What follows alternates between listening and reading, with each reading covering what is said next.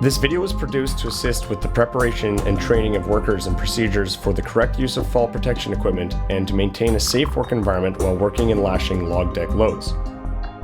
The work performed and equipment used must be in accordance to the prescribed procedures that are contained in the Western Stevedoring Fall Protection Handbook. Step 1. Equipment and procedures.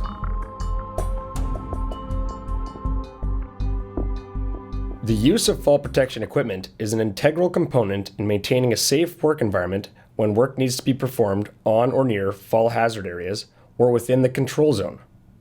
Safety procedures are discussed during a safety toolbox talk prior to commencing the operation. Remember, it is the responsibility of the user to inspect all fall protection equipment for defects prior to being used. When using safety harnesses, always do the fist test by passing an open hand between the thigh and strap on both legs, then make a fist and ensure it cannot be withdrawn. Step 2. Necessary duties.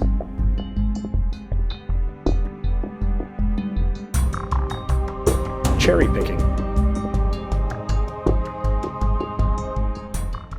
When required to perform necessary duties, workers approaching the edge within the control zone will be supervised by a foreman who will give sole attention to this process. Before entering the 2 meters control zone, care and awareness of any hazards must be taken. Workers required to approach the deck load face must do so at a right angle to the vessel length. The worker must ensure there is no loose bark or tripping hazard present before establishing a firm footing and a stable body position prior to slinging or unslinging logs. Safety barrier.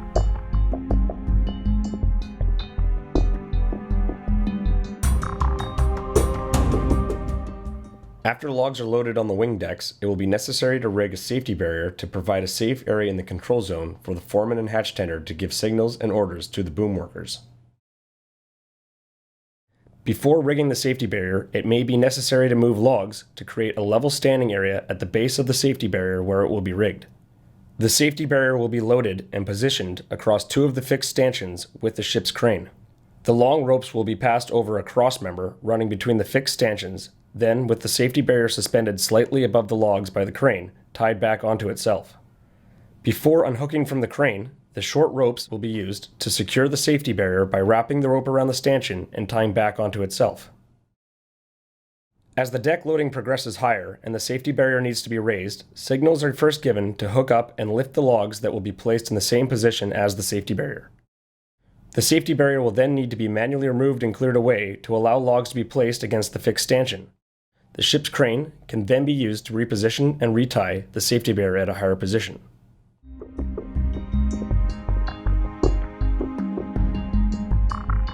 Step 3. Marking the control zone.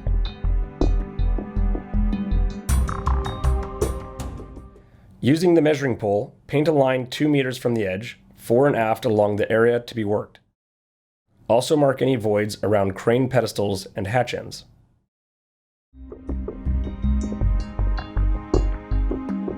Step 4. Hog lashing.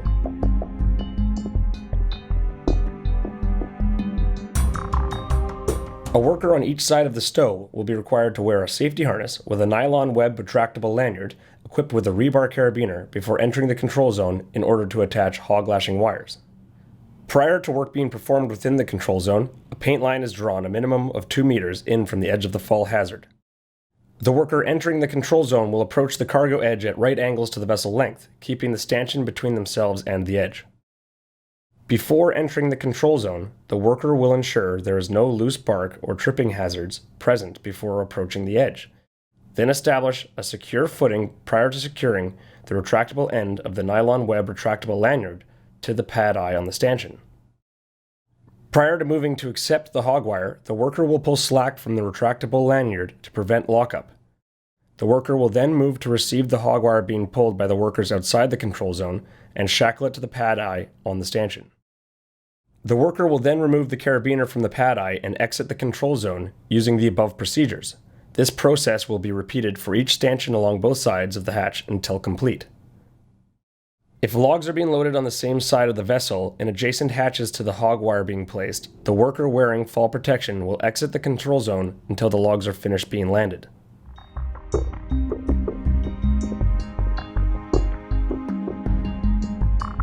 Step 5. Safe anchor points.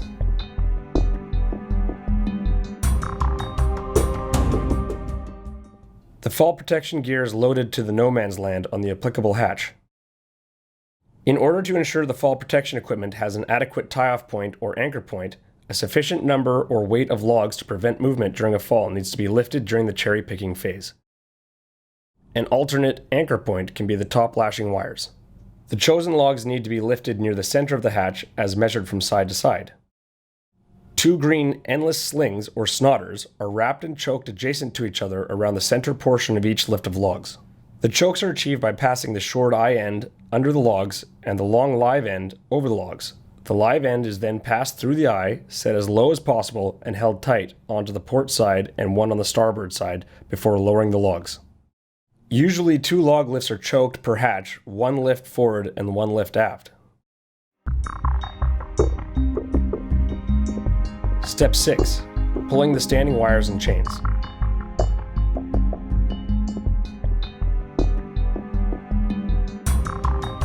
Standing wires. Before accessing and pulling the standing wires, a minimum of 2 workers will be entering the control zone don fall protection harnesses. 2 primary safety cables consisting of an eye-to-knob 50-foot safety cable with a sliding cable grab is mustered out of the fall restraint box. 2 workers wearing fall protection positioned on opposite sides of the ship shall attach the primary safety cable to the anchor point, using the rebar carabiner attached to the 50-foot safety cable. The primary safety cable is laid out straight across the logs, ensuring it is not fouled or snagged on any butts or protrusions. Ensure the safety cable grab is properly attached and running the correct direction. The arrow inscribed on the cable grab housing is positioned on the cable to point toward the rebar carabiner end of the safety cable. The lever mechanism is then inserted into the housing with the attachment lever arm pointing away from the rebar carabiner end of the cable. Both pins are inserted until completely through, then check to ensure the locking balls on the opposite ends of the pins are fully released. While in the control zone, fall restraint cables should be kept tight but not be used to intentionally support body weight while leaning over the edge. The worker wearing secured fall protection removes the standing wire from the stanchion and passes it to the workers standing outside the control zone. They then pull the standing wires across the logs and bury the end between 2 logs to prevent the wire from backslipping. As work pulling standing wires progresses along the hatch, it will be necessary to change anchor points. The worker wearing the safety harness exits the control zone prior to removal and reattachment of the primary safety cable by the workers not wearing fall protection.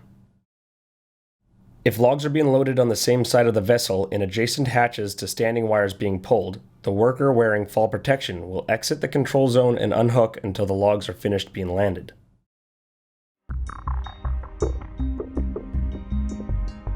Final preparation of top lashing.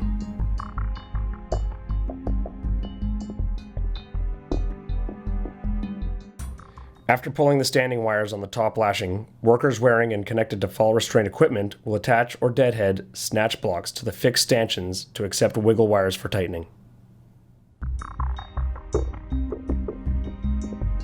Accessing the deck level.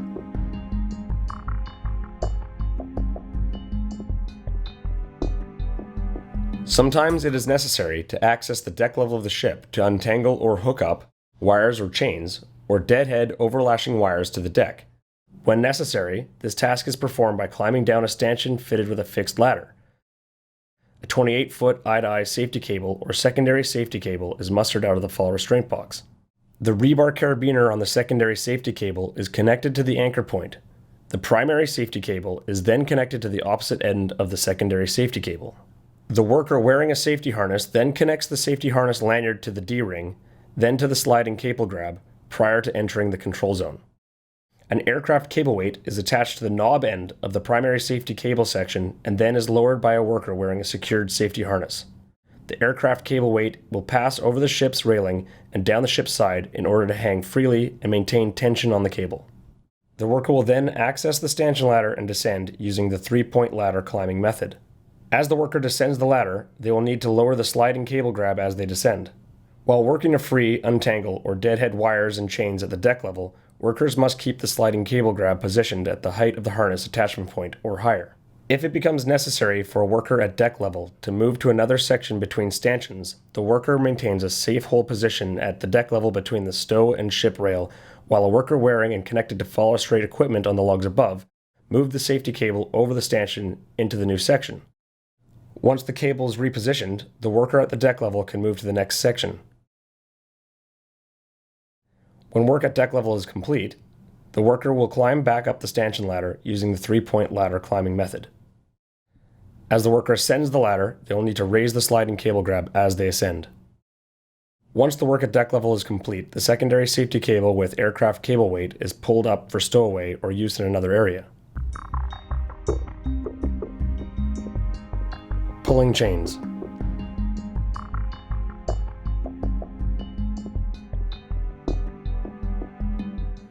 The same equipment and procedures used for pulling standing wires and accessing the deck are also used for pulling chains with the inclusion and assistance of a handline. 2 workers wearing fall protection positioned on opposite sides of the ship shall attach the rebar carabiner on the primary or secondary safety cable to the anchor point. The anchor point can be either the snodders or top lashing wires. The handline is then hooked into the chain by a worker wearing and connected to fall restraint equipment. Workers standing outside the control zone pull the chain across the logs until tight, then proceed to the other side of the ship to access another chain. This process is repeated until all the chains are pulled and ready for tightening. If logs are being loaded on the same side of the vessel in adjacent hatches to chains being pulled, the worker wearing fall protection will exit the control zone and unhook until the logs are finished being landed. Should any chains be found tangled or fouled at deck level, the procedures to be followed are identical to those previously viewed in accessing deck level.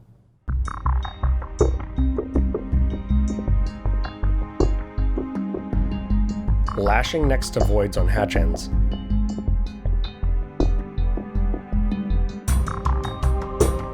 Workers wearing fall protection will pass the wires or chains positioned within the 2-meter control zone at the hatch ends or near voids to workers not wearing fall protection stationed outside the control zone. Prior to repositioning wires or chains within the control zone, for the purpose of attaching snatch blocks or turnbuckles, workers wearing fall protection will reposition the anchor points to allow safe access to the control zone. Step 7. Building stairs next to voids on hatch ends.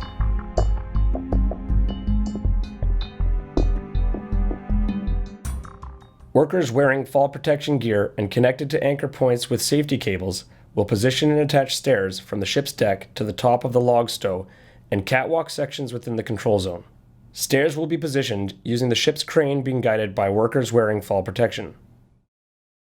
Workers wearing fall protection will attach the stairs securely to the ship's deck and log stow. After attachment of the stairs, the catwalk within the control zone will be constructed by workers wearing fall protection.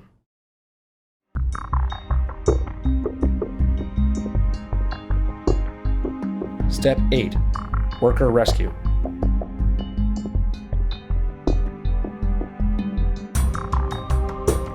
Should a worker slip or fall while working in fall restraint and become injured and suspended, requiring rescue, the necessary equipment for rescue is contained in each of the fall restraint box and needs to be used in accordance to the prescribed procedures that are contained in the Western Stevedoring Fall Protection Handbook.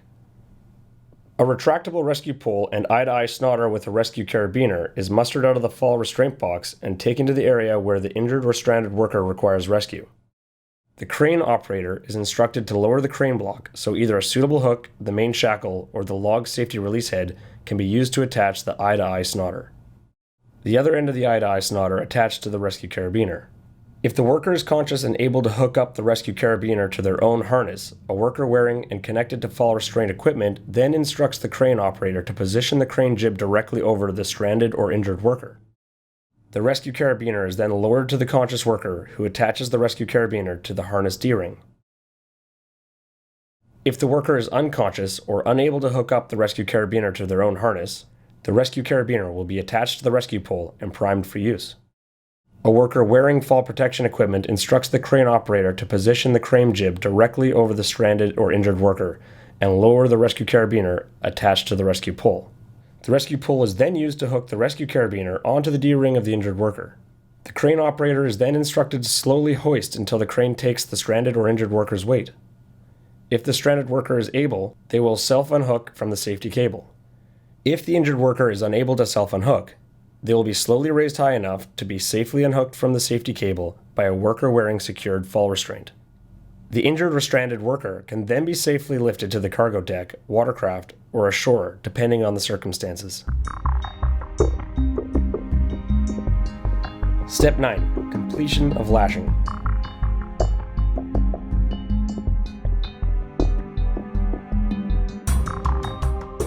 Once the lashing operation ceases for the day or is completed and the fall restraint equipment is no longer required, all fall protection equipment needs to be inspected for damage and returned to the yellow fall restraint box for transport to the locker. Any damaged items found need to be tagged bad order with the tags supplied.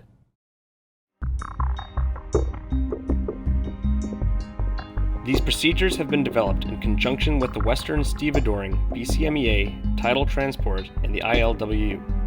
With the cooperation of all employees, it is our sincere desire to protect all workers and make log vessel loading operations as safe as possible.